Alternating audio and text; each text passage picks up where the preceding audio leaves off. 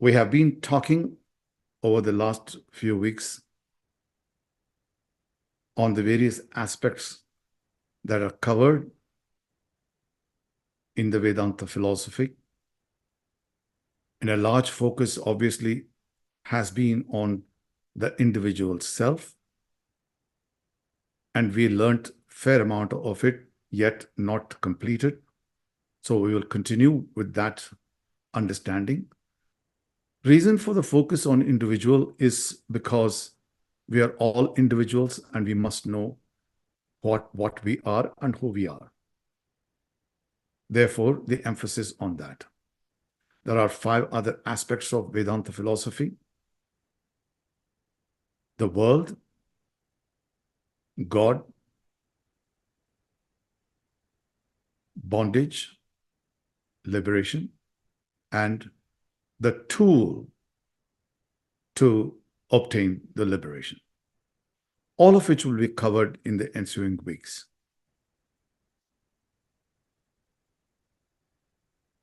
So if you recall, we had emphasized one important concept about the individual, and that must constantly be at the back of your mind, because the moment you forget your real self, you are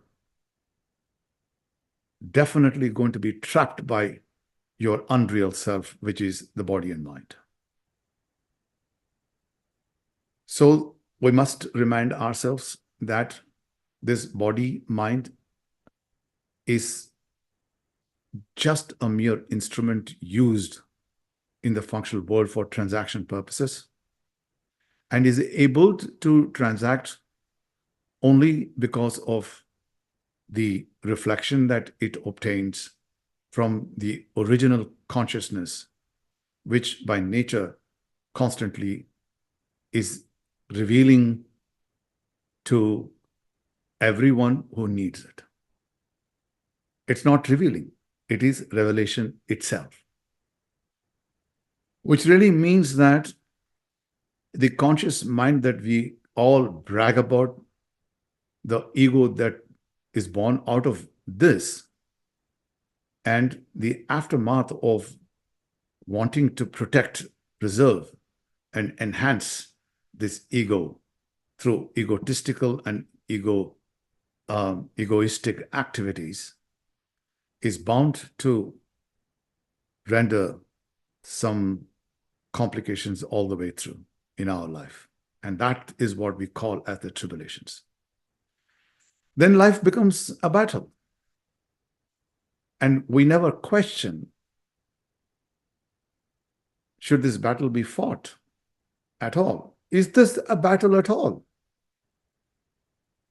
The battle has been created by you yourself because of this tremendous inclination to protect, preserve, and enhance this ego, which is essentially false, because it thrives on the reflection.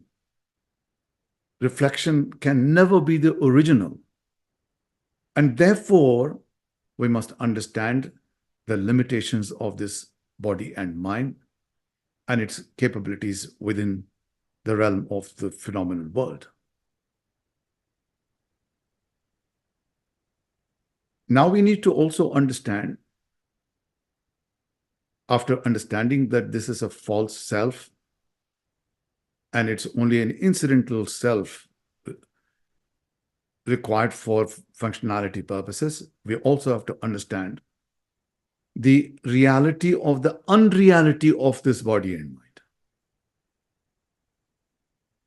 And why do we have to really understand these 2 very important aspects of the individual self that we are? Is because we unnecessarily lend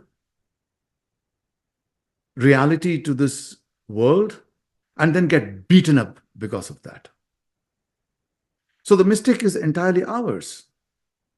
In the very first place, if we understood that the whole world, including our own selves, are just mere names and forms and really do not mean an entity that can survive on its own, then the number of disturbances that we encounter on a day-to-day basis can be very comfortably reduced.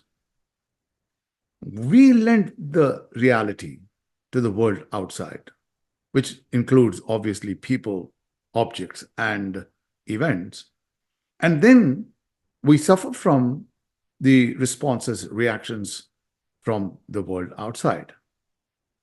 And the irony is, when we go through tribulations, because we have been all the time interested in protecting this me that we have created, which is a false image, and because we do not know where to fix it, we are constantly going out in the same world and seeking solace from that world. How ridiculous it can be for an intelligent human being. Isn't it so? How is it possible we miss this such an important understanding and then blame the whole world starting from the perceived God and say, I'm the one who is most affected in this world? How ridiculous it can be. So we need to fix this issue appropriately. And to know that this world is unreal, we have to understand the unreality of this world that you think or perceive to be real. Mere physical existence does not provide the adequate validity of its existence. Absolutely no. Even from the physics point of view, as you all are very well aware, when you basically break up any object, including the body and mind, it goes through the various granular formations. Eventually, it'll end up as protons, neutron, and electron, and thereafter up quarks, down quarks. And when you break that, it just translates into what we call as a field, as outlined in the quantum field theory. And that field is nothing but full of vibrations. So essentially, this is the unmanifest form of the manifest gross body that you claim to think, or you think is worthy of its position in the world. You just will disintegrate and become vibrations eventually. That's the reality from the physics point of view. Now, if that is found to be a bit difficult to understand, let's look at philosophy and see whether that is somewhat easier to understand the unreality of the real world that you all perceive to be. Although I believe philosophy is much more difficult to understand because it's all metaphysics, and one has to really understand the subtle aspects of philosophy carefully in order to come to some conclusion. So we're going to begin with what happens in a dream. I want to be a little nicer today. Typically, I use examples that are not so favorable to people because there is an element of death involved, and I wish not to talk about it today. I'd rather talk about a situation that you're all dreaming, every one of you.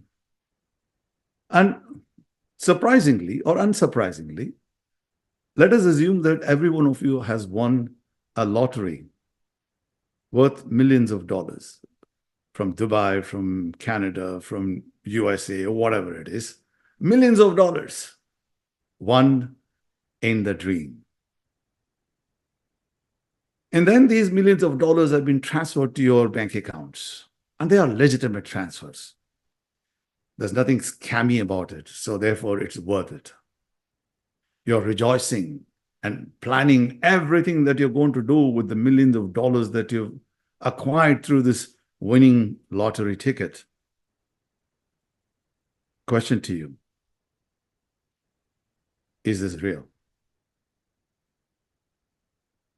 No, Ah, is that not real? How do you say that, Ninupta? I mean, it is a dream, so can't say that it's real. When you're dreaming, is it real or unreal?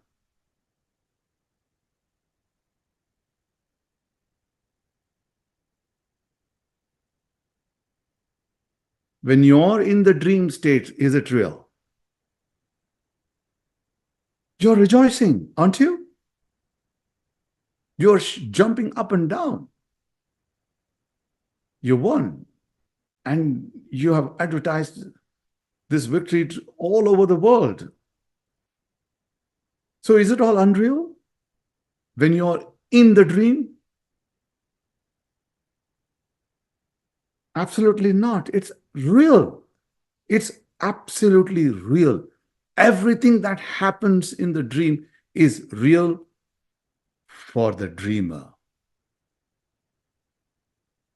The moment you wake up the next day morning and ready to go to the ATM where you have this big money's accounted for, and then you find you are actually having a negative balance because of some bank charges that was levied yesterday night while you were dreaming about the whole thing.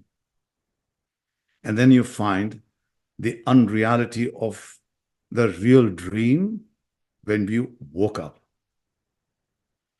Remember, the dreamer was you when you were dreaming. The waker is you in the waking stage. Both these people are the same. Experiences have made reality into unreality. So please note this very carefully, because I'm now going to render this entire world unreal by moving you from the waking state to the deep sleep state. During the waking stage, you are interacting with everybody in the world. Some good, some bad, some praises, some criticisms, some winning also, and some losing. Then when you transition into the deep sleep state, this entire world is gone.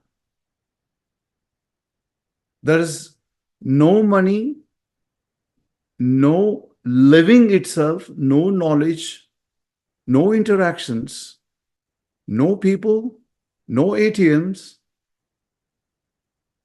no calling for doing this and that and pulling and pushing you from all sides.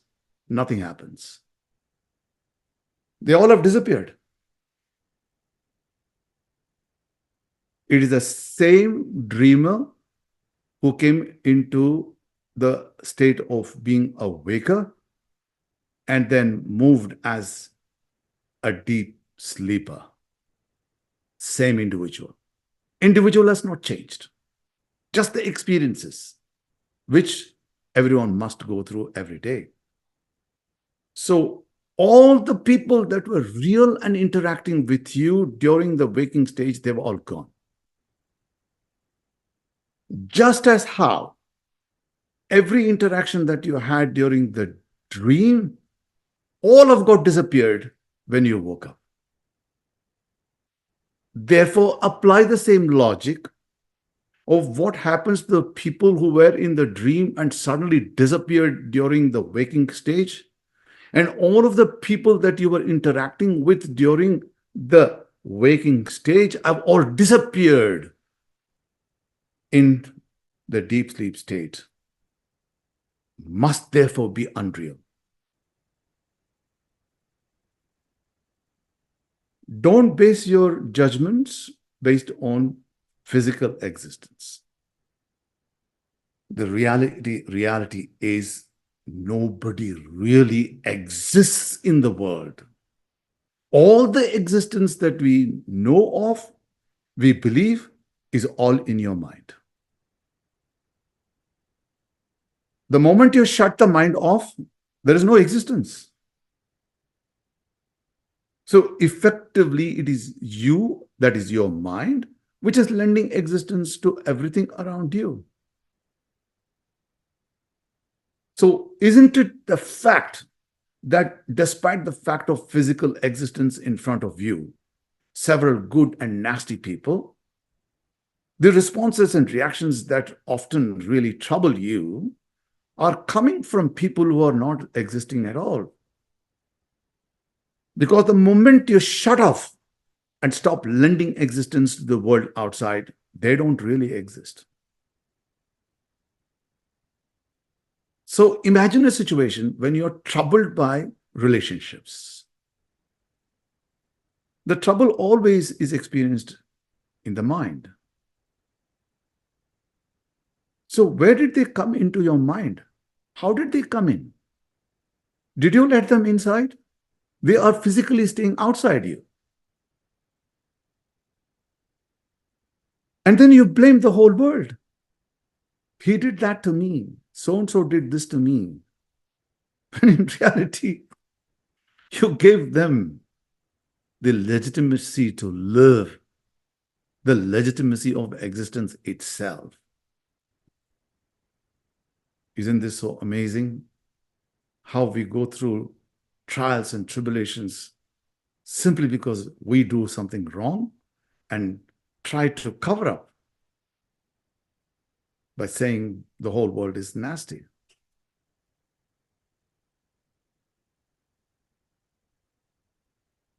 And the reason why we must understand all of these concepts is essentially because we don't want to be disturbed by people who don't really even exist in this world.